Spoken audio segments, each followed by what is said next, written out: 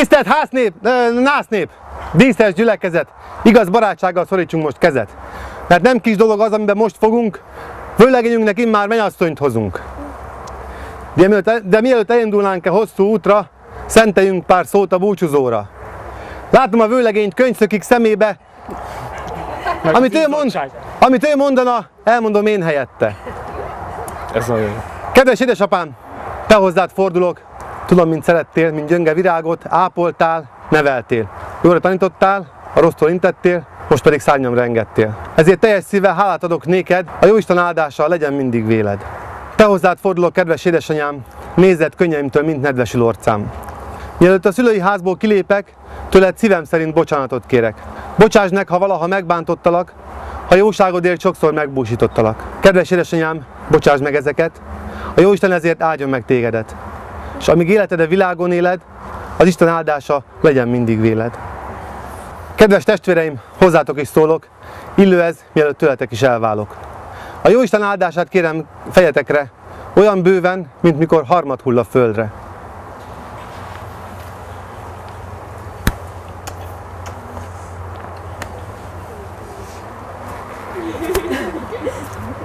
Alsó és felső jószívű szomszédok, rokonaim, barátaim, kik jelen vagytok. A Jóisten áldjon meg benneteket is, legyetek jó barátságban nélkülem is. Búcsúzom mindenkitől, az ég legyen veletek, Isten akaratából én most innen elmegyek. Tisztelt násznép, itt a rég várt óra, induljunk el kérem a készfogóra. Vőlegény urunknak keressük föl párját, az ő drága kincsét, ékes mennyasszonyát. Induljunk el tehát csendben, békességben, jöjjenek utánunk, mindnyájukat kérem. Alázatos fővel, kalapunk levéve lépünk a háznak tisztes küszöbére. Vőlegény urunknak az a kívánsága, hogy betehessük lábunkat a tiszta rendes házba. Kérjük a mennyasszonyt, hogy készüljön az útra, ahol majd az áldást urával megkapja. Nász, nagy uram, baj van ebben a házban, hisz vőlegényünk párját még nem is láttam. Nem a maguk lánya vár vőlegény urára? Hozom a mennyasszony. Na hát adják már elő, egy órája várunk itt rája. Éljen a mennyasszony! Na mit szólsz? Nagyon aranyos vagy szívem, de nem. Szép is, jó is. Mi a baj vele?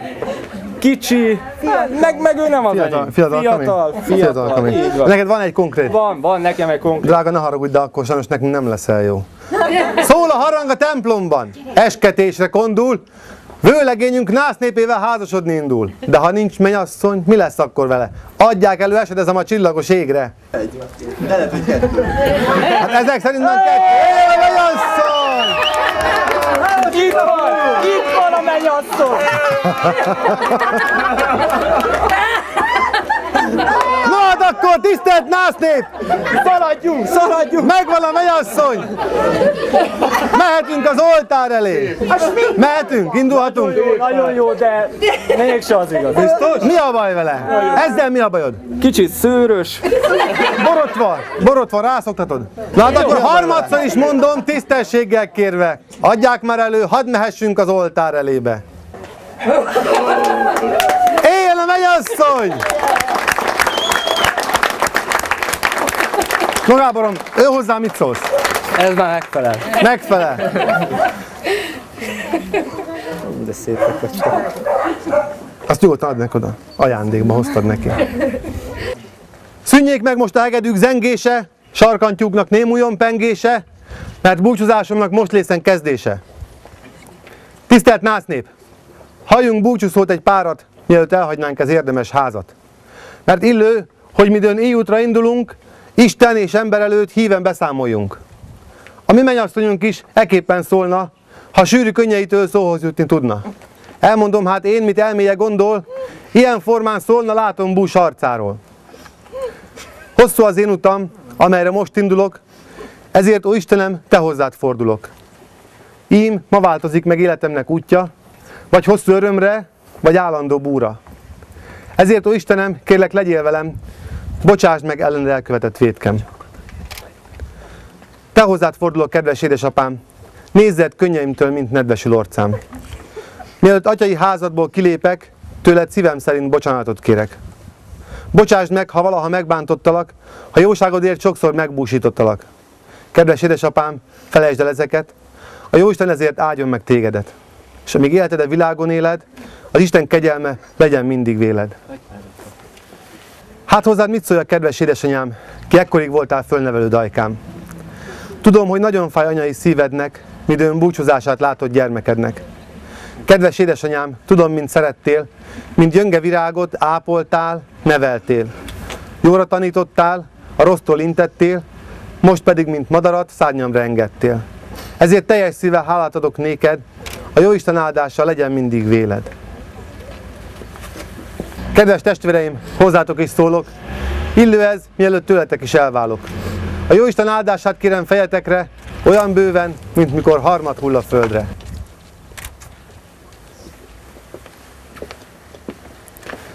Szép leánytársaim, kik eddig voltatok, most könnyes szemmel nézek ti rátok. Szép koszorútokból, íme most kiválok, de az Istentől nektek is minden jót kívánok. Alsó és felső jószívű szomszédok, rokonaim, barátaim, kik jelen vagytok. A Jóisten áldjon meg benneteket is, legyetek jó barátságban nélkülem is. Búcsúzom mindenkitől, az ég legyen veletek, Isten akaratából én most innen elmegyek. Tisztelt vendégsereg, itt a rég várt óra, induljunk el kérem a kézfogóra. Vőlegény urunknak tegyük meg kedvét, hadd szorítsa kedvére szépséges jegyesét. Induljunk el tehát csendben, békességben, jöjjenek utánunk, mindnyájukat kérem. Indulás előtt néhány szót hadd szóljak, hisz az ifjú pár most tesz fogadalmat. Fogadalmat tesznek egy igaz szeretetre, Isten és ember előtt való örök életre. Mennyasszonyt, s vőlegényt Isten szent házába visszük, ahol frigyükre az igaz áldást kérjük. Induljunk el tehát csendben, békességben, jöjjenek utánunk, mindnyájukat kérem. Tisztelt szülők! Megjött az új pár, fogadják be őket, hisz most egymásnak hűséget esküdtek. Legyen az új pár mindig szemük fénye, drága ő szüleiknek éltető reménye. Kérjük, hogy nyissanak ajtót előttünk, hogy Isten szent nevében rajta bemehessünk. Tisztelt násznét! Emeljük porrunkat az ifjú párra! Díszes ruhás ifjú pár, ide állok elétek, esküvőtök ünnepnapján köszöntelek titeket. Azt kívánom, hogy legyen mindig boldog házas életetek, a Jóisten áldása legyen mindig veletek. Én az ifjú pár, itt a jó húsleves, tele van metéltel, mint odahaza a kutyám bolhával tetűvel. Finom benne a metélt, mert szép asszony főzte, párszor meg is puszégattam érte. Fogyasszák jó étvágyal üzeni a gazda, csak aztán az örömapának bele ne lógjon a bajsza. Jó étvágyat kívánunk hozzá!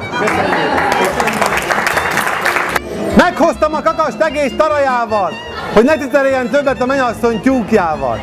Mert az a kakas nagy franc nagy csintet, a mennyasszonyra egy lukat csípett. De nekem a vőlegény azt megfogadta, hogy amíg ő él, addig azt a lukat ápolgatja. Jó étvágyat kívánunk hozzá! Szomorú hírt kell, hogy közöljek. Nagy baleset történt a minap hajnalban. Megdöglött a disznó a hátsó udvarba. Gyilkos kéz okozta szomorú halálát, feldolgozták szépen, kirántották a húsát.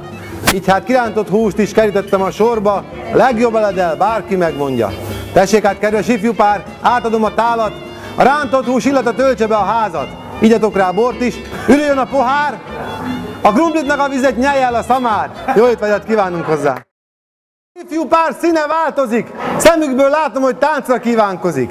Jöjjenek hát ki ide egy-két perdülőre, vagy ha úgy tetszik szívem kérésére. Megkérem a tisztelt vendégsereget, hogy bontsunk asztalt, és kezdjük az ünnepet. Tisztelt vendégsereg! A mi koszorús lányunk is kitett magáért, hogy ezt a szép tortát elkészíteni ráért. Kétkezes sütötte, biztos fog ízleni, ne is késsünk soká, tessék megkezdeni. Kinek a gyomra beteg, majd meggyógyul tőle, aki szerelmes akar lenni, vegyen kétszer belőle. Én az ifjú pár!